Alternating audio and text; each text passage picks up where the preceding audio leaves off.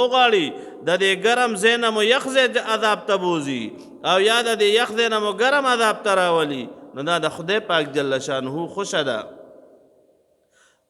ان ربک حکیم علیم، خدای پاک جل شانه د حکمت والا او پوهه ذات ته، که په یخنۍ عذاب درکوي که په ګرمۍ عذاب درکوي.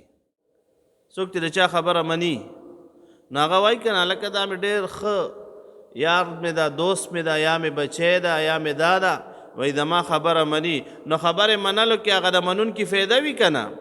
نو د دې شیطان به چې ورته کم حکم وکړو هغه به د انسانانو ومنلو.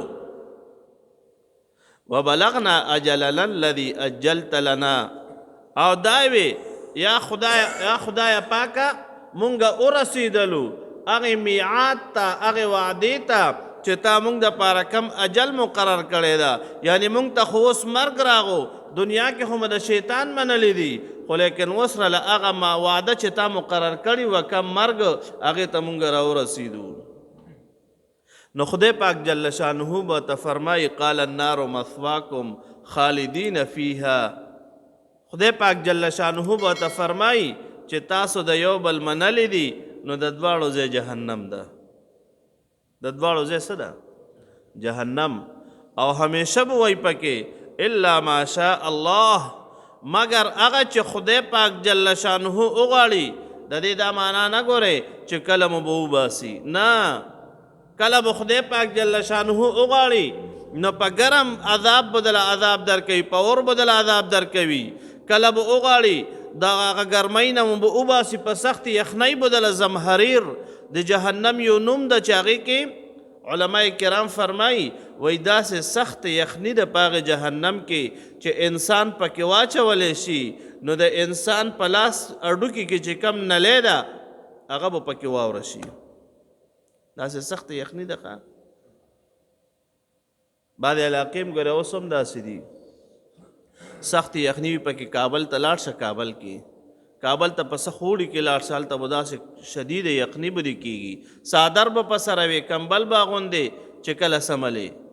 او خدای پاک جل شانه به طور عذاب داسې جهنم جوړ کړی ده چې هغې ته زمهریر وایي، هغې کې شدید یخني ده چې کله پکې جهنمي واچوي نو هغی به د یخنۍ نه ورته تکلیف رسي.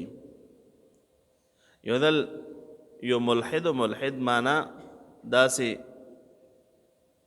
یو انسان باندې اعتراض وکړو، یو کس ته یې وی دا انسان ته خو په اور کې تکلیف رسي، خو د پیري ته او د شیطان ته به څنګه تکلیف رسي؟ ځکه دا خو د اور نه پیدا ده که نه؟ نو وی ده ته به په جهنم کې څه تکلیف رسي؟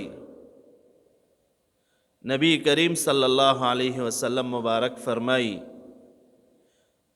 چې الله پاک جل شانه تا یو ځل د اور شکایت کو اکل بعضی بعضا، خدای پاک جل شانه تا د اور شکایت کو چې یا رب العالمین جل شانه دا بعض اور را پاسی و بعض خوری. روڑو دا سے سخور دخوا د دنیا دا اور نه ده، دا یو کم اوی ځلې وینځلی شوی ده او څوک ګوره دې ته لاس نیولی شي دا مونږ کې چې څوک ناست دي والله کوته ونیسي. میلټ خو پرېږده سکندونه حساب کوه، انسان ته خو ټیک ته عذاب به میلاو شي په اور باندې، خو لیکن د شیطان ته به څنګه عذاب میلاویږي دا خو د اور نه پیدا ده. ما درته وي نبی کریم صلی الله علیه وسلم مبارک فرمایي چې د جهنم بعضې حصہ بعضې لمبې اللہ پاک جل شانہو نے سوالو کو چې یا رب العالمین جل شانہو بعد اور را پاسی و بعد خوری، یعنی بعد لمبا دی اگا اور نه تنگوا.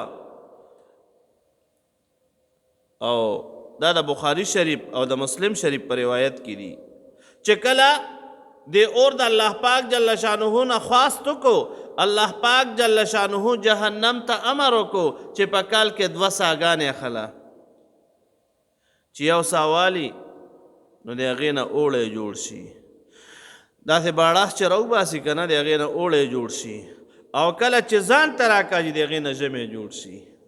دې وجې نه نبی کریم صلی الله علیه وسلم مبارک فرمایي کله چې د اوړي په حالت کې تاسو د ماسپخین مونځ کوئ نو د ماسپخین په جمع کې یخوالی کوئ. معنا څه؟ یعنی ناوخته مونځ کوئ ځکه دا ګرمي چې ده دا د جهنم بړاس ده. وروره دا یې بړاس ده ښه، او دا کلک شدید ژمی چې راشي دا چنې نه پرېوځي.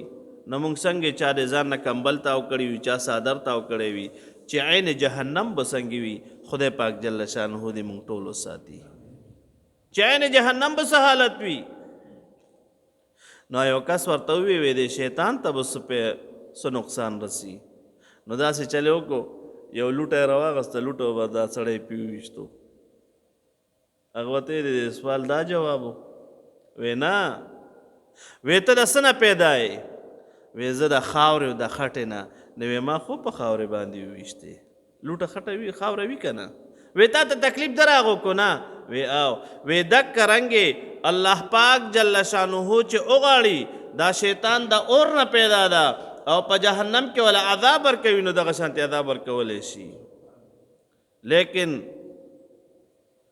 الله پاک جل شانه به د دی نه تپوس کوي چې تاسو خو ډېر خلک ګمراه کړي دي، او دا خلق به بیا وایي چې خدای پاکه موږ خپل اجل ته ورسېدو چې تا موږ دپاره کم اجل مقرر کړی ده، یعنی مرګ.